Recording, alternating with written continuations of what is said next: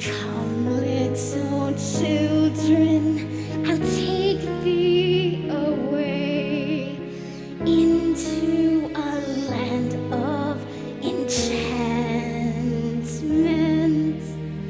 Come, little children, the time's come to play here in my garden of shadow.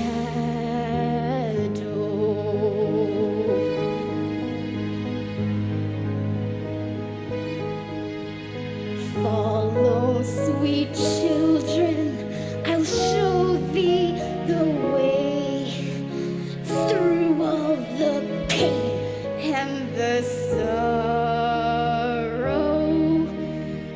Weep not, poor children, for life is this way, murdering beauty and passions.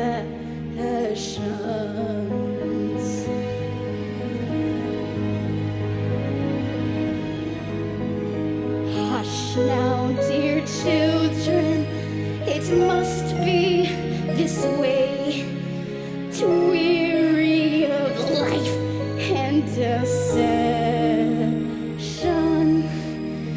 Rest now, dear children, for soon we'll away into the calm and the quiet.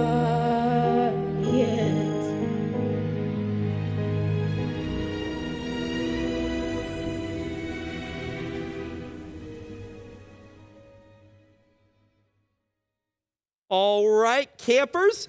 Everybody got their traveling friend? 1, 2, 3, 4. Fantastic. Okay, campers, right this way. It's time for our socially distant bonfire. Isn't that exciting? Right this way, campers. Everybody take a seat. 6 feet apart. Thank you very much. Right this way. Gentlemen, hands to yourself. Thank you. All right, we're going to start tonight with some scary stories. Woo! That's the spirit. Now, I'll come up with the first one, and then you guys have time to think of one for yourselves, all right? Now, what should I start with? I know. I'll start with the legend of Purple Head Bridge. Dun, dun, dun. Da-dum. Seriously? You guys have never heard the legend of Purple Head Bridge. Should I? Look through the trees over there. You might be able to see it, but way off in the distance there, over the Wabash River, is the Purple Head Bridge. Now, most people think it's just an ordinary bridge getting all rotty and rusty with the passage of time, but those people are wrong! Sorry. It's actually a haunted bridge. Woo! Now, there are many stories about who haunts the bridge. Some say it's a Catholic priest who fell off of a railway car down to the river below. And there are others who say that it's a Revolutionary War soldier whose grave is near the bridge itself.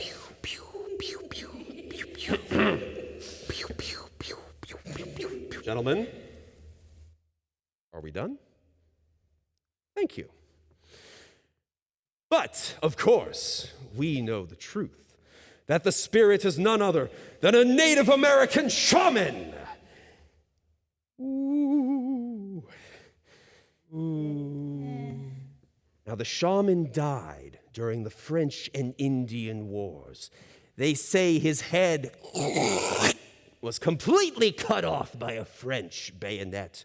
And worse yet, he was buried without the proper rites and rituals of his people. So he still haunts the bridge to this day. They say on a clear night, if you listen, you can still hear his ghostly moans of pain and torment. Listen. Ow! Although I wouldn't recommend you visit the bridge yourself. Me neither. He's not known for being a friendly ghost. They say that he appears to people day and night, begging, pleading to be sent into the afterlife. And when he appears to them, he appears as a gross, floating purple head.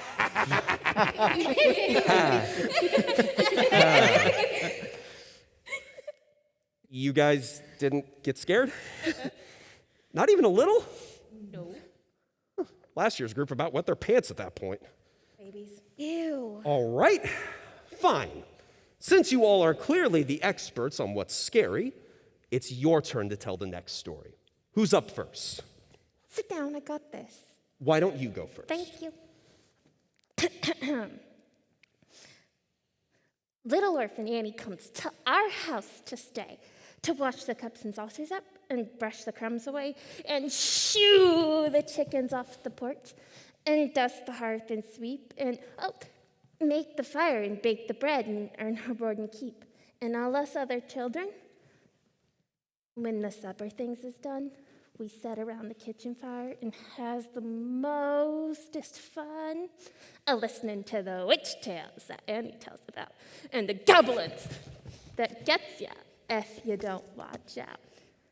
Once there was a little boy wouldn't say his prayers, and when he went to bed at night, away upstairs, his mammy heard him holler, and his daddy heard him bawl. But when they turned the kivers down, he wasn't there at all.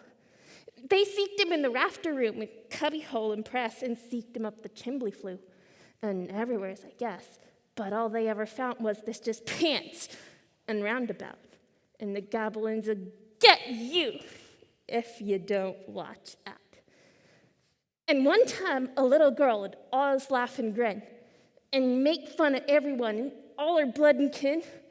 And once, when they was company and old folks was there, she mocked 'em and she shocked 'em.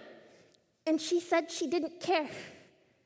And this as she kicked her heels and turned to run and hide, they was two great big black things a standing by her side. And they snatched her through the ceiling, for she knowed what she's about.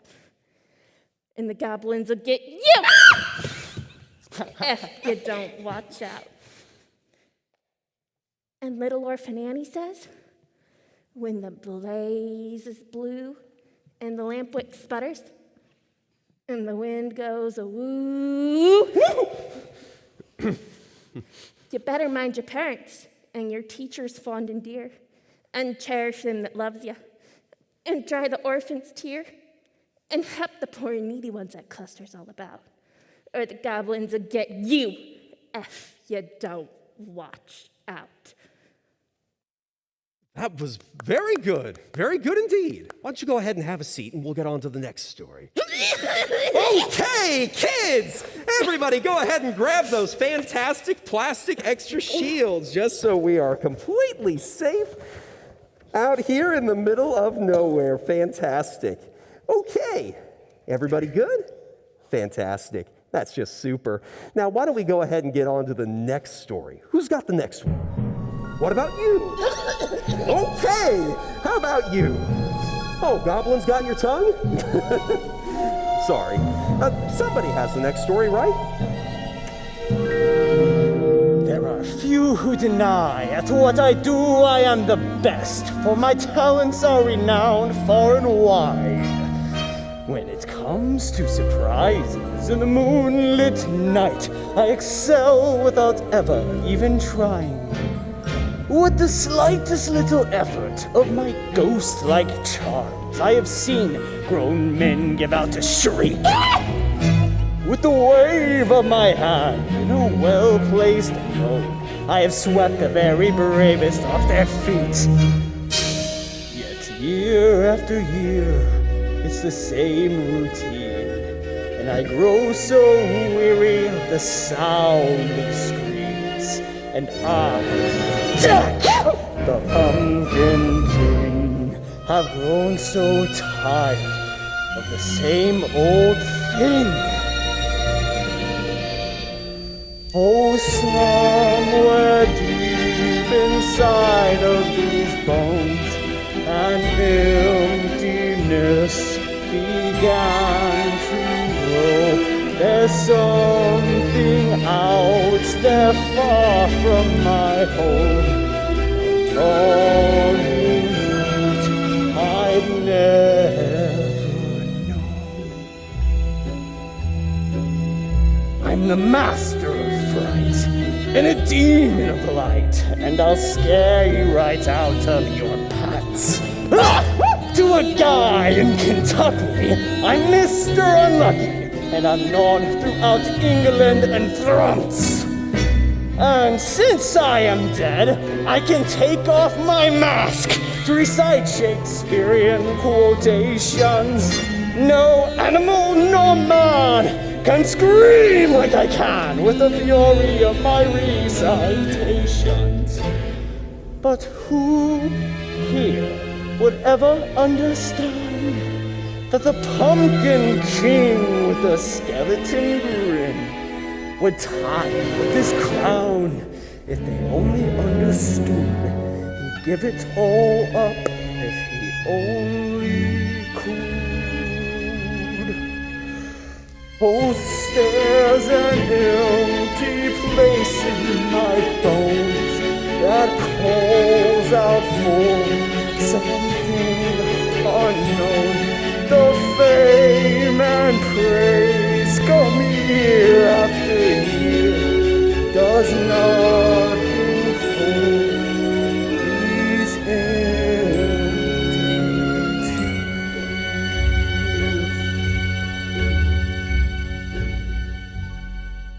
tears. Very good. Chilling, to say the least.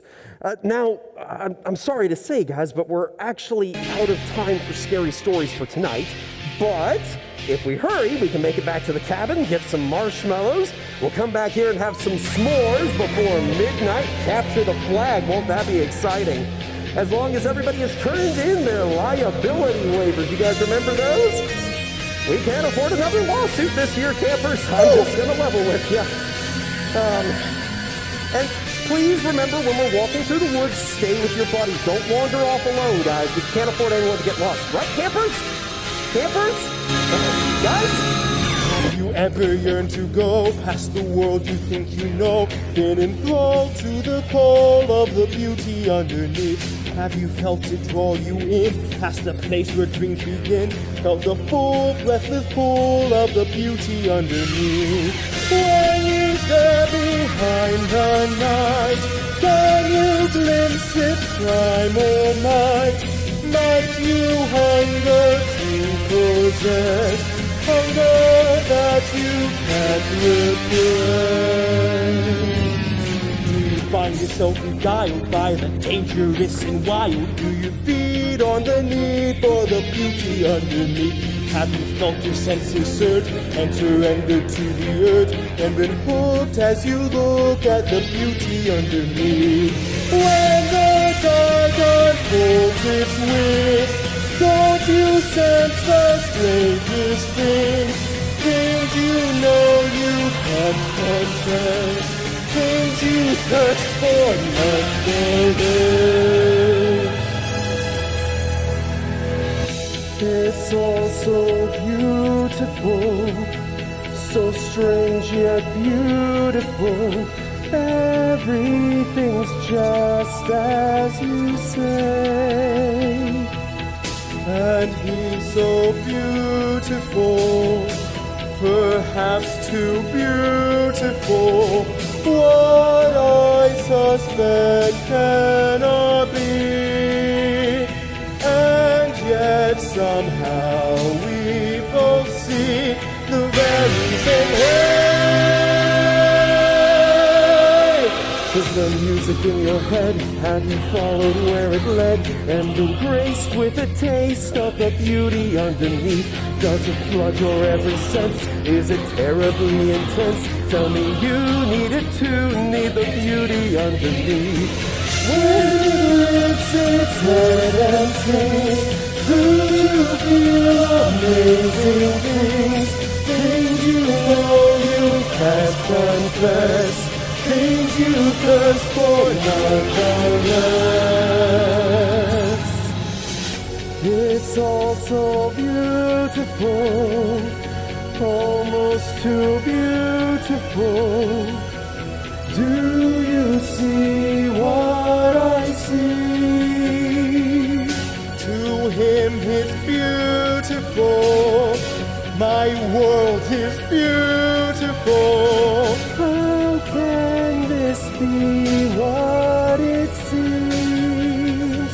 All of my most secret dreams somehow set free.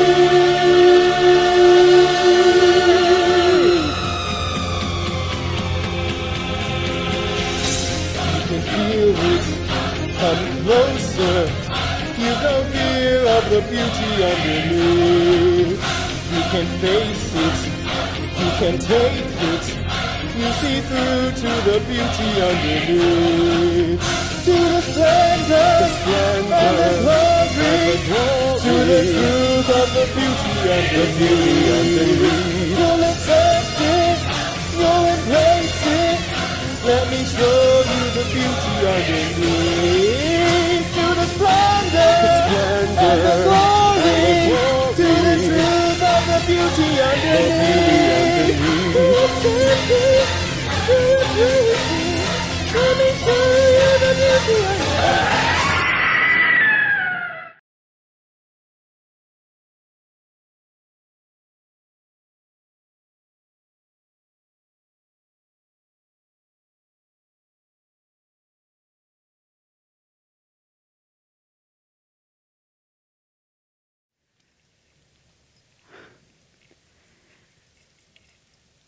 Yes, I knew you'd be here.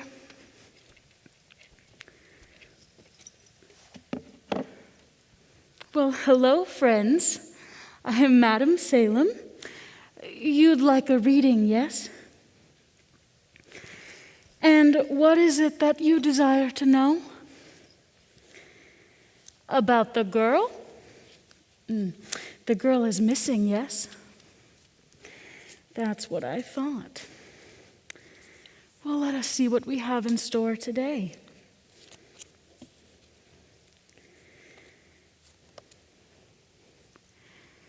There is no death. There is only a transition to a different sphere of consciousness. She is not like those she's with. She is a living presence in their spiritual earthbound plane. They are attracted to the one thing about her that is different from themselves, her life force. It is very strong. It gives off its own illumination. It is a light that implies life and memory of love and home and earthly pleasures. Something they desperately desire, but can't have anymore. Right now, she is the closest thing to that. And that is a terrible distraction from the real light that has finally come for them. These souls, who, for whatever reason, are not at rest, are also not aware that they have passed on. They're not part of the consciousness as we know it. They linger in a perpetual dream state, a nightmare from which they cannot awake. Inside the spectral light is salvation, a window to the next plane. They must pass through this membrane where friends are waiting to guide them to new destinies. She must help them cross over.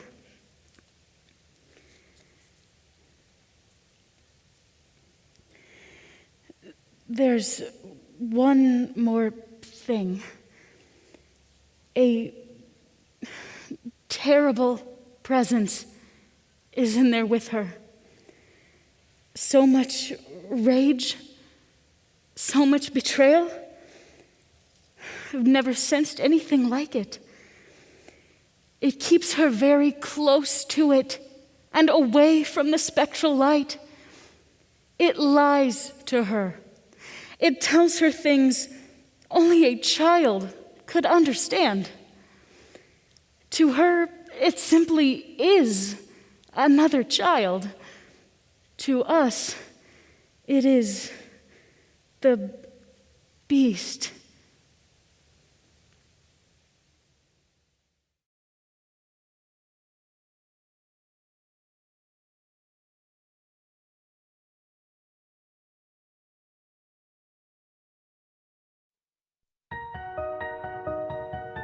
Campers! Come on, guys! Where'd you go?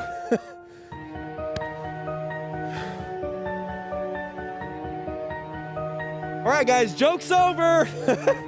Let's go back to camp, guys. Come on.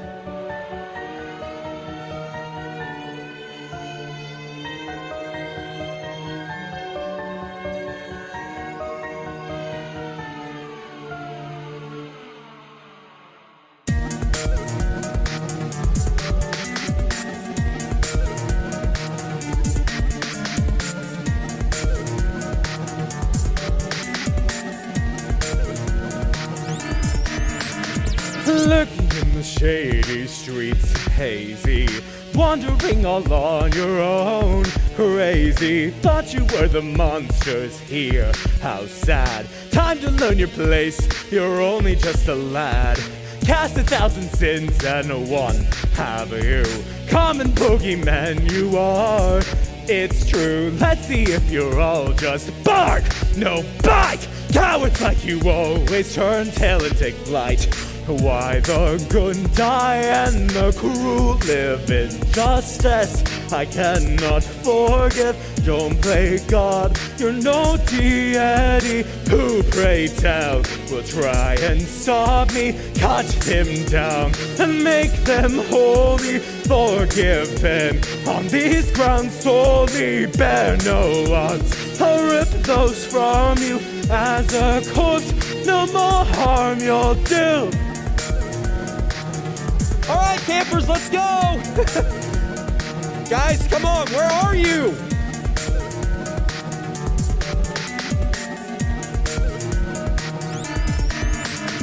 Some say that my work is wrong and wicked, but the train of thought is flawed, afflicted. For if they're to die tonight, poor taste, might as well preserve their vitals. What a waste. Don't look at me with those eyes you've got. No one else to blame for your demise. Think you'll catch my mercy now, really? After all your crimes, beyond a doubt guilty. Redemption, redistribution, sacrifice, the institution. Your lifeblood, beseech the other. Heathen, you can save another. Cut them down and make them wholly forgiven. On these grounds solely, bear no arms. I'll rip those from you as a corpse. No more harm you'll do. Kids? Kids, where did you go? Come on, guys. This isn't funny anymore. Come on. Now say goodbye, feel no shame as you die. Know that at last you'll give back. May judgment pass you by.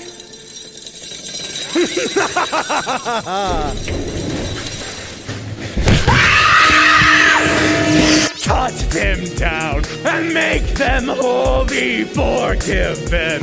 On these grounds solely, bear no arms. I'll rip those from you as a corpse. No more harm you'll do. Cut them down and make them wholly forgiven.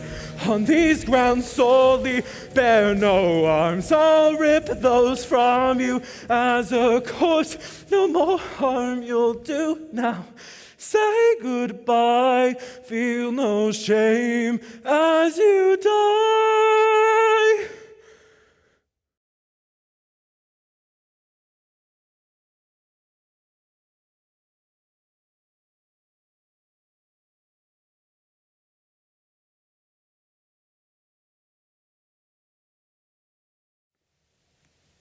The thing started coming first when I was young. Some of my earliest memories were of its widening grin and its long arms hovering over my mom. It fed off her pain night after night. And after time, the towering thing started feeding off my pain too. Its hot, foul breath barking at me as it pushed me aside if I tried to help my mother. The thing that haunted the halls of our home had to be defeated. Hiding under blankets, hoping the shadow of the thing would just pass through and leave us alone, my mother and I made a promise to each other. We would end things once and for all. The next day, we packed our belongings as the thing slept under our bed. We tried not making a sound as we crept around, but the keys to the car were by its claws. My mother tiptoed closer and closer to the keys and reached out, but her hand nudged one of its disgusting talons. The thing opened one of its red bloodshot eyes and woke up in a frenzy, angered and swiping at us, it growled. And we ran. We were almost in the clear when my mother fell on the steps of our home, and the thing dragged her by her feet back through the doorway. Adrenaline-filled terror rushed through me as her words echoed through my head. Keep going. Find somewhere safe. There was no helping the sound of my feet smashing through leaves in the dark forest. Fear filled every falling step, and no matter how fast I ran, it always knew where I'd run to. You can't hide from me forever, the thing called after me. Catching my breath, the sound of my heart pounded against my chest, and I sat down beneath the tall shrubbery.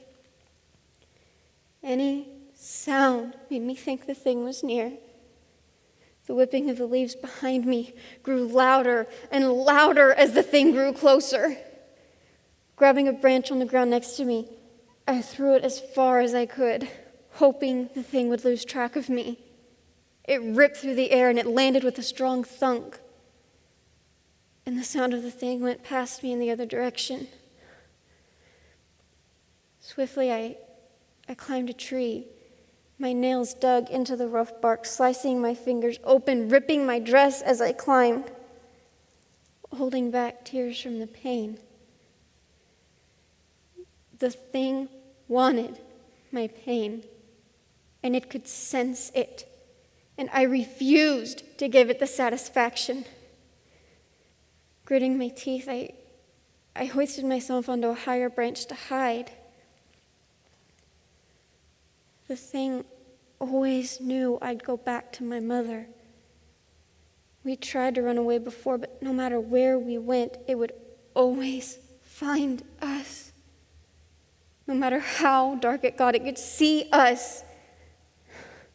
Shuddering, I prayed that we would no longer fall prey to its hunger. This would be its last time. We wouldn't act alone like all the other times before, and I waited for what felt like an eternity. You'll pay for this. You'll never escape me. Until I saw lights in the distance. No, get off me. That's my family. You can't take me away. You can't take me away from my family, it roared.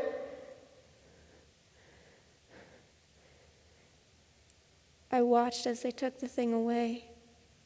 And I thought to myself, goodbye, Dad.